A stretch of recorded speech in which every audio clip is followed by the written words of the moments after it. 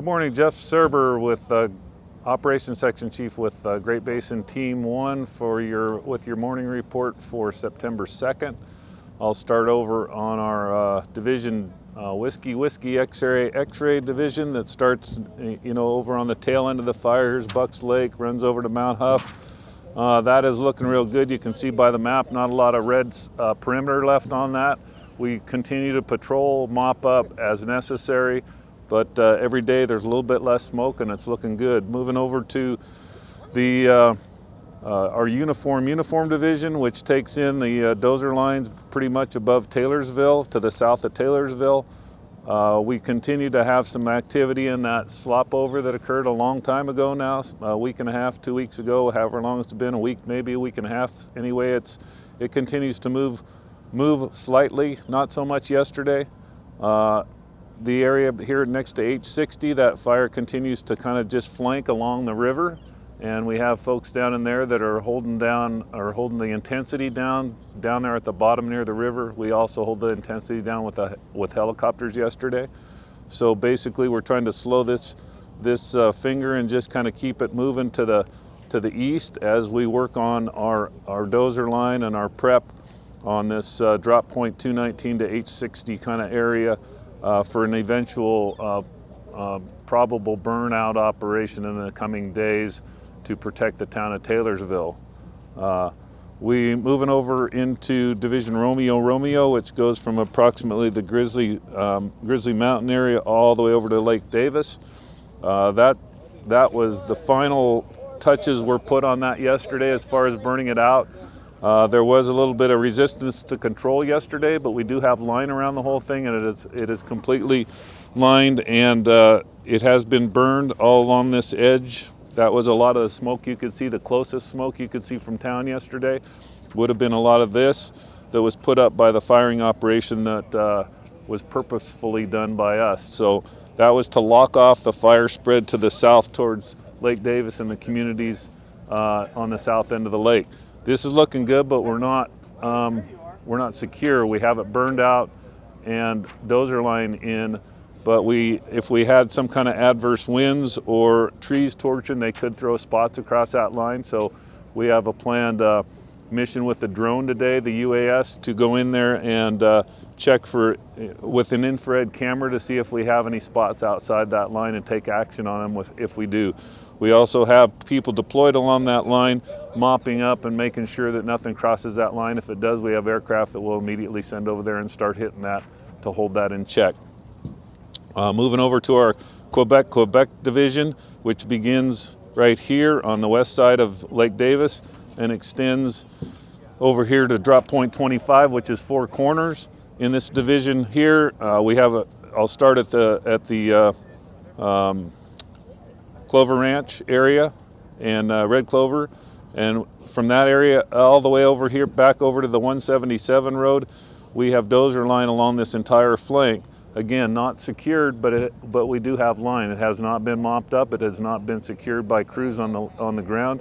It was supported by aircraft and built yesterday. So we plan to deploy more resources in there and try to hold this whole line in check today. Down off of Turner Ridge, that's this area here. You can kind of see this, you can probably see right here where yesterday, especially in the afternoon, we were having problems trying to contain that. We had dozers coming down Turner Ridge, trying to make this corner to tie it back into the road. And they had a lot of heat in there. They had problems in there. We're still working real hard right in here with another hotshot hand crew today, as well as dozers to try to pick this corner up and prevent the fire spread to the south again towards those communities on the south end of Lake Davis. So that'll be a priority area right here. That's a priority area for aircraft today to get in there, drop water. We have, I believe, 4 scooper aircraft working today that will be, they've been running out of Frenchman's and likely out of Davis to fill up and dump water right there to help out the hand crews and the dozers and everything else that's working on that Turner Ridge area. So we'll be hitting that hard, trying to catch that. This is starting, like I say, to look a little bit better.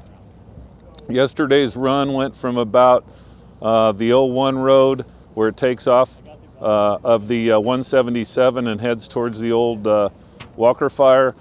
That run started right around this area yesterday, around this piece of state land, and it ran approximately 6 to 8 miles yesterday with that wind it had on it. So you can see it pushed out in a fairly narrow feature, but that looks narrow, but it's over 2 miles wide. So just to give you an, when you look at the entire map, this is a huge fire.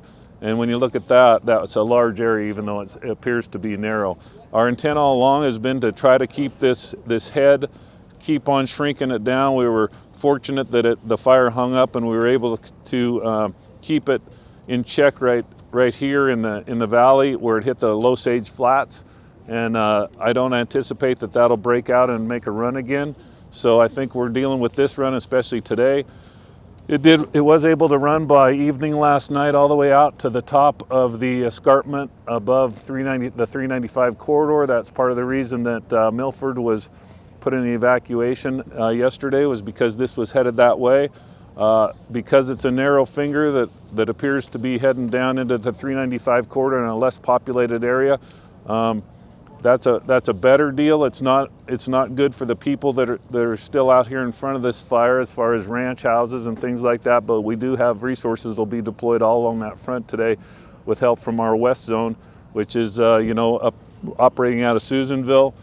They'll have a lot of resources in the Milford area today, as well as along this corridor on the private land and the structures and the values at risk. So we'll be hitting both flanks of this fire hard with both aircraft, dozers, anything we can muster out there from both east zone and west zone, and trying to put this thing to bed before it can get to 395. We'll see how successful we are. There is adverse wind. There's the local winds that come off the top of the escarpment and blow towards 395, the sundowner type of winds, and there's winds that'll push it down towards the highway and then push it both north and south when it gets to the highway. So there's a lot of adversity, adverse winds and adverse, I guess I should say, just challenges for the firefighters down there today on this end of the fire. So we'll be hitting it hard as hard as we can out here today, as well as the flanks, and protect it from coming back